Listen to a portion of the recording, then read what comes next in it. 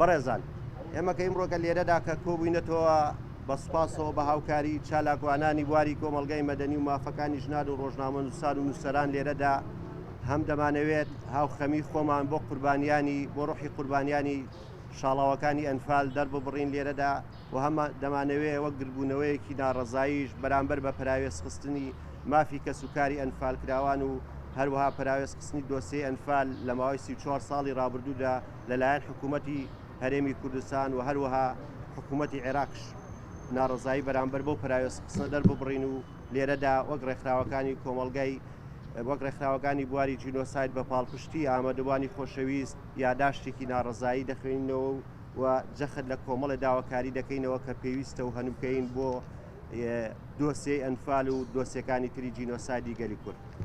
ئەگەر ئامادە بن ئەسێ دۆسیەکە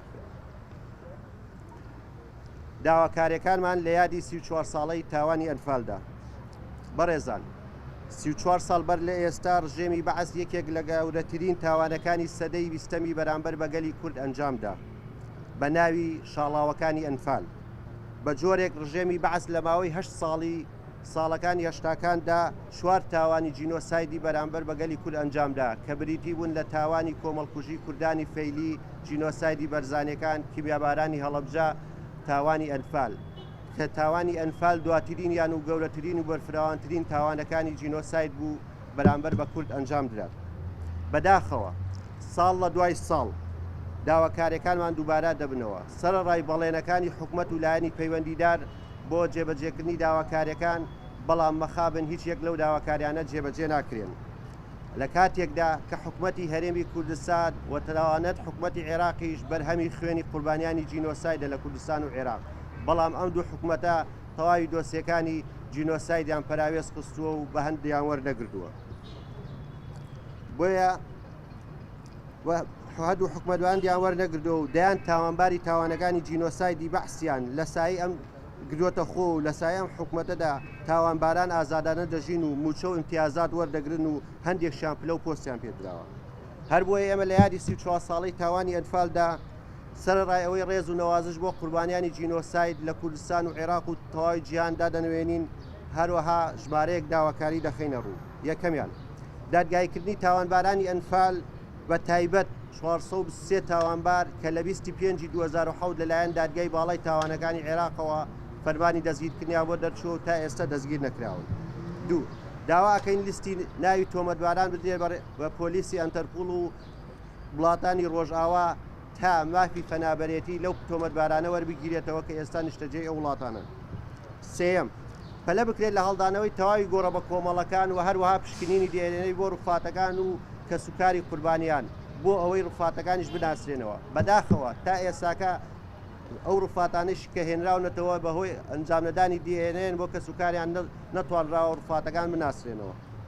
چوارەم سەرۆکۆماری عێراق بە ناوی دەوڵەتی عێراقەوە داوای لێبوردن لە قوربانیانی جینۆساید بکات، چونکە بە پێی پرەنسیپی دەوڵەتی نێودەوڵەتی داوای لێبوردن کردنی وڵات ئەرکی سەرۆکۆمارە کە بۆ خۆی کوردە و لە میلەتێکی قوربانی جینۆسایدە.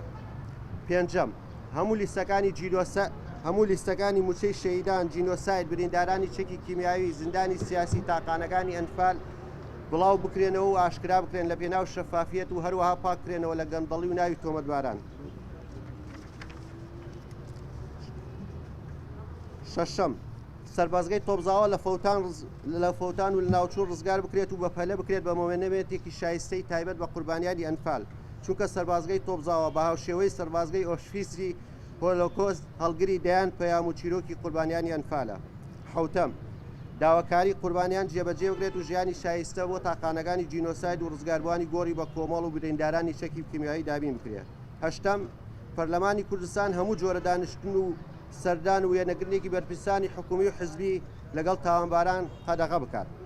ڕێکخراوەکانی بەشدار بوو ڕێکخراوی کوردستان بێ جینۆساید، هاوپەیمانی ڕێکخراوە کوردستانەکان لە پێناو دادگای تاوانی نێودەوڵەتی، ڕێکخراوی باران بۆ پرسی شەهیدان و ئەنفال، ڕێکخراوی گەشەپێدانی مافی مرۆڤ، ڕێکخراوی چاودێری کوردۆساید، ڕێکخراوی قەدەغەکردنی چەکی کۆکوژی، ڕێکخراوی جیان بێ چەکی کیمیاوی، هەڵمەتی دادپەروەری، ڕێکخراوی چیرۆکانی ئەنفال، تۆڕی ئایکان، گۆڤاری تۆپزاوە، ڕۆژنامەی دوگرە سەلمان، و کۆمەڵی هیوای عێراقی لقی کردبوو.